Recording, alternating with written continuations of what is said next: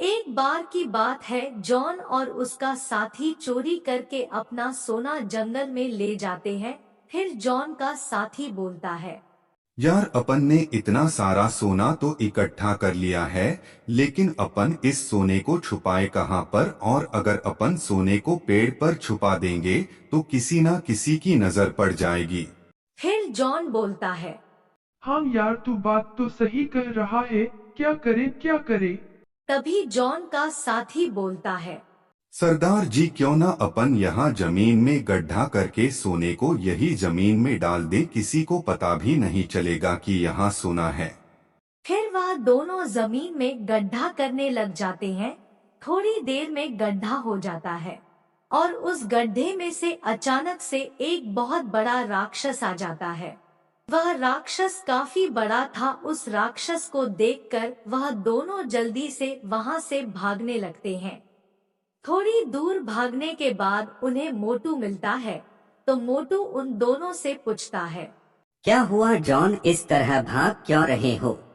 फिर जॉन बोलता है, अरे मोटू, तुम भी यहाँ इतनी रात को मत रुको। यहाँ जंगल में बहुत बड़ा राक्षस है। हम तो यहाँ हमारा सोना छुपाने गए थे, लेकिन हमने वहाँ जैसे ही गड्ढा किया, उस गड्ढे में से राक्षस बाहर आ और वह राक्षस बहुत बड़ा था। यह कहकर जॉन और उसका साथी वहां से भाग जाते हैं। फिर मोटू सोने के लालच में तेजी से जंगल की ओर भागता है। फिर मोटू वहां पेड़ के पीछे छुपकर देखता है और बोलता है, यार यहाँ तो बहुत सारा सोना पड़ा है, यह मिल जाएगा तो मजा ही आ जाएगा। इतनी ही देर में राक्षस को भूख लग रही थी, तो वह सारे सोने को उठाकर खा जाता है। फिर मोटू बोलता है, यह कितना मूर्ख राक्षस है जो इस अपने को खा गया, लेकिन वह सोने को पचा नहीं सकता। अगर मैं इसके पेट में चल जाऊं तो सोना बाहर निकाल लूंगा, लेकिन मैं यह काम अकेला नहीं कर सकता। चलो मैं पतलू के पास जाता हूँ और उसको बुलाकर लाता हूँ।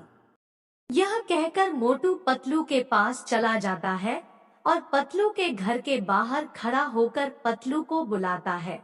तभी घर के बाहर पतलू की पत्नी आती है और बोलती है, मोटू भैया जी, आप यहाँ से चले जाओ, मैं मेरे पति पतलू को आपके साथ नहीं भेजूंगी। फिर मोटू दिमाग लगाता है और बोलता है, भाभी जी, मुझे तो पतलू के पैसे पतलू को वापस देने थे, इसीलिए मैं आया था। चलो कोई नहीं, मैं बाद में आ जाऊंगा। फिर पतलू की पत्नी बोलती है, नहीं नहीं भाई साहब, आप रुकिए, मैं पतलू को भेजती हूँ। फिर पतलू की पत्नी अंदर चली जाती है और पतलू को बाहर भेज देती है।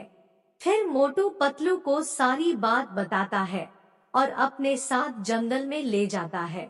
फिर वहाँ राक्षस को देखकर पतलू बोलता है, मोटू यार, यह तो बहुत बड़ा राक्षस है, तू घर चल, मुझे नहीं चाहिए ऐसा सोना जिसमें अपनी जान चली जाए।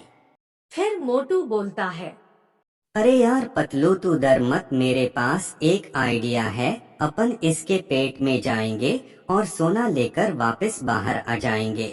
मोटू, अपन इस राक्षस के पेट में तो चले जाएंगे, लेकिन बहरा कैसे आएंगे?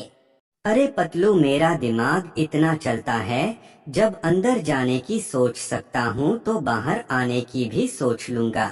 यह कहकर दोनों उस राक्षस के सामने चले जाते हैं और मोटू बोलता है, ओ पागल राक्षस, तुझ में दम है तो मुझे खाकर बता।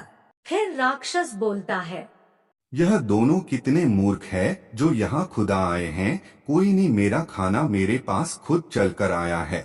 फिर राक्षस मोटू और पतलू को खा जाता है।